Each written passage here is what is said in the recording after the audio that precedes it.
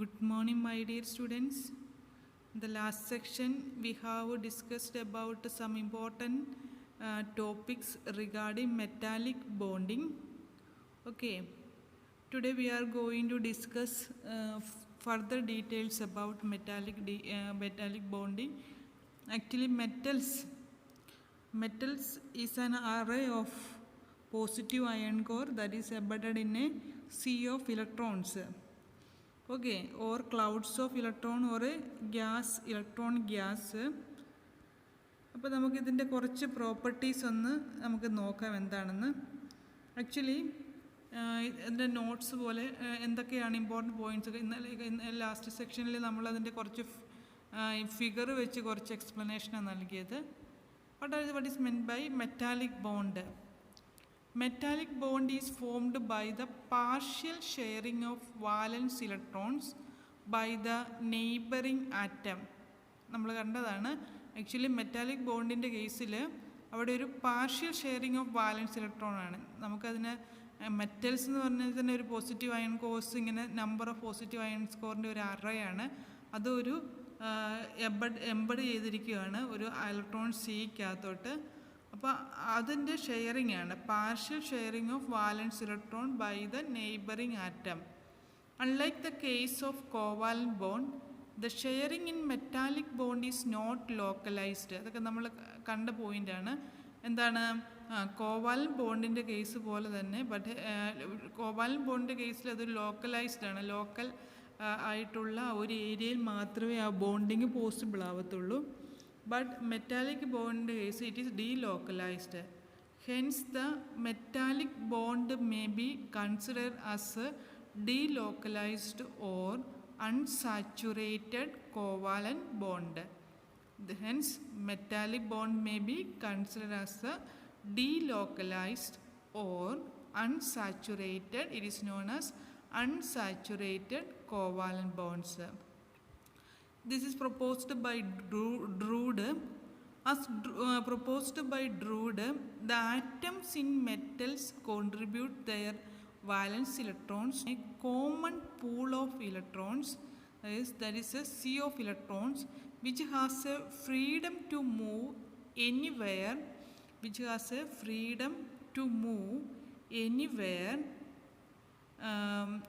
It is also known as freedom to move anywhere in the framework of positive ion cores.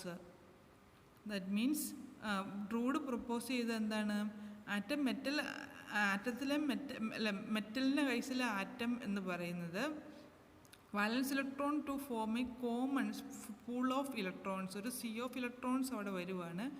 അതിനെന്തുണ്ട്, അതിനൊരു freedom ഉണ്ട്, move anywhere in the framework of positive ion core. This common pool of electron is also known as free electron cloud or gas, or acts like a mobile glue, bind all the ion cores together through the electrostatic attraction. Okay, the bond so formed is called metallic bond. In this case, in this type of bonding, the atom can share the required number of electrons with their neighbors through the common pool to complete their octet. അപ്പോൾ എന്തായിരിക്കും, ഈ ഒരു common പൂളിൽ നിന്നായിരിക്കും അതിൻ്റെ electronic configuration complete ആക്കാൻ വേണ്ടി അതെന്ത് ചെയ്യുന്നത്, ഇലക്ട്രോണിക് കോൺഫിഗറേഷൻ കംപ്ലീറ്റ് ആക്കാൻ വേണ്ടി അത് ഈ ഇതിനകത്തു നിന്നായിരിക്കും പോസിറ്റീവിനെ അക്സെപ്റ്റ് ചെയ്യുന്നത്. ഓക്കെ, അപ്പോൾ എന്തായിരിക്കും, ഈ പോസിറ്റീവ് ഇതിനകത്ത് നിന്ന് ഈ ഇലക്ട്രോൺ പൂളിൽ നിന്ന് അക്സെപ്റ്റ് ചെയ്തു, അതിൻ്റെ ഇലക്ട്രോണിക് കോൺഫിഗറേഷൻ കംപ്ലീറ്റ് ആക്കി. After that there is a number of free electrons present in that framework. അപ്പോൾ എന്ത് ചെയ്യും, അതിന് ഫ്രീ ആയിട്ട് മൂവ് ചെയ്യാൻ പറ്റുന്നുണ്ട്. Freedom to move anywhere in this case, in this framework. The free nature of electron gas make the bonding electron resonate between different atoms, and consequently the metallic sharing changes with time. Okay, അപ്പോൾ അതിങ്ങനെ അതുമായിട്ട് bonding നടന്ന് electron resonate between different atoms and consequently the metallic sharing changes with time. Metallic sharing അതനുസരിച്ച് change ചെയ്യുകയാണ്. Due to the delocalised nature of valence electron the metallic bond is much less directional than covalent bond. ഇപ്പോൾ എന്തായിരിക്കും ഇതിനകത്ത് എന്തായിരിക്കും ഇത് directional property അല്ല കാണിക്കുന്നത്. Due to the delocalised nature of valence electron എന്തായിരിക്കും it is non directional. Hence it prefer to form close packed structure that is either FCC or HCP. ഇപ്പോൾ metallic bond കാണിക്കുന്ന metals most of the metals metallic crystals എങ്ങനെയുള്ള നേച്ചറായിരിക്കും കാണിക്കുന്നത്, എന്ത് crystal സ്ട്രക്ചറായിരിക്കും കാണിക്കുന്നത്? Either FCC or HCP സ്ട്രക്ചറായിരിക്കും കാണിക്കുന്നത്. The metallic bond is weaker than ionic or covalent bond. Metallic bond is weaker than എങ്ങനെയായിരിക്കും? Weaker ആയിരിക്കും. ഇത് വീക്കായിരിക്കും കമ്പയർ ചെയ്യുവാണ്. നമുക്കറിയാം പ്രൈമറി ബോണ്ട് മെയിനായിട്ട് 3 ടൈപ്പ് പ്രൈമറി ബോണ്ടുള്ള ഏതൊക്കെയാണ്? Covalent bond, ionic bond and metallic bond അല്ലേ? അപ്പോൾ ഈ പ്രൈമറി ബോണ്ടിൽ ഏറ്റവും വീക്കായിട്ട് 3 എണ്ണത്തിൽ ഏറ്റവും വീക്ക് എന്ന് പറയുന്നത് ഏതായിരിക്കും? മെറ്റാലിക് ബോണ്ടായിരിക്കും. ബാക്കി 2 എണ്ണം സെക്കൻഡറി ബോണ്ടാണ്. ഏതൊക്കെയാണ്? വാൻഡർവാൾസ് ബോണ്ടും അല്ലെ വാൻഡർവാൾസ് ഇൻറ്ററാക്ഷനും ഹൈഡ്രജൻ ബോണ്ടും സെക്കൻഡറി ഇൻറ്ററാക്ഷനാണ്. അത് കമ്പയർ ചെയ്യുവാണെങ്കിൽ വീക്കാണ്. ബട്ട് ഈ ഒരു പ്രൈമറി ബോണ്ടിൽ ഏറ്റവും വീക്കായിട്ടുള്ളത് ഈ മെറ്റാലിക് ബോണ്ട് തന്നെയാണ്. Okay, the binding energy ranges from 1 to 5 electron volt per bond. And ഇത് ബൈൻഡിങ് എനർജി എന്ന് പറഞ്ഞാൽ എത്രയായിരിക്കും? It is from 1 to 5 electron volt per bond. Okay, the melting and boiling point of metallic solids are lower than ionic or covalent solids. Okay, അപ്പോൾ ഇതിൻ്റെ melting point എങ്ങനെയായിരിക്കും? Or covalent സോളിഡ്സിൽ ionic ബോണ്ടിനെക്കാളും the melting and boiling of metallic bond lower ആയിരിക്കും. Also നമുക്കറിയാം high melting point covalent ബോണ്ടിൽ ionic ബോണ്ടിൽ കേസിൽ നമ്മൾ പഠിച്ചതാണ്. It should have a high melting point and boiling point. കാരണം എന്താ? അതിൻ്റെ ബൈൻഡിങ് എനർജി എന്ന് പറയുന്നത് ലെസ് ആയിരിക്കും. Also these solids have high ductility and malleability. നമ്മൾ കണ്ടതാണ് ഇന്നലെ മാലിബിലിറ്റി എന്താണെന്ന്. ഡക്റ്റൈലാണ്. And high electrical and thermal conductivity and high optical reflection. Optical reflection നമ്മൾ കണ്ടതാണ്. വിസിബിൾ ഫ്രീക്വൻസിയെ അത് റീഎമിറ്റ് ചെയ്ത് നല്ല ഒരു ഒപ്റ്റിക്കൽ അബ്സോർഷൻ റിഫ്ലക്ഷൻ അവിടെ നമുക്ക് കാണാൻ പറ്റുന്നുണ്ട്. അപ്പോൾ ഇത്രയാണ് ഇതിൻ്റെ ഇമ്പോർട്ടൻ്റ് ആയിട്ടുള്ള പ്രോപ്പർട്ടീസ് എന്ന് പറയുന്നത്. അപ്പോൾ ഇവിടെ നമുക്ക് കാണാൻ പറ്റുന്ന എന്തൊക്കെയാണ് ഇമ്പോർട്ടൻ്റ് ആയിട്ടുള്ള എന്തൊക്കെയാണ് ഇതിനകത്ത് നമുക്ക് മെയിൻ ആയിട്ടുള്ള പോയിൻറ്റ്സ് എന്ന് പറയുന്നത്. ക്ലിയർ ആയത് ഇത് ഇമ്പോർട്ടൻ്റ് ആയിട്ടുള്ള പോയിൻറ്റ്സ് മെറ്റലിൻ്റെ കേസിൽ എന്തൊക്കെയാണ്? അപ്പം ദാറ്റ് ഈസ് നമ്മുടെ ടെക്സ്റ്റിനകത്ത് നമുക്ക് കിട്ടിയിരിക്കുന്ന ഇമ്പോർട്ടൻ്റ് ആയിട്ടുള്ള പോയിൻറ്റ്സ് ആണ്.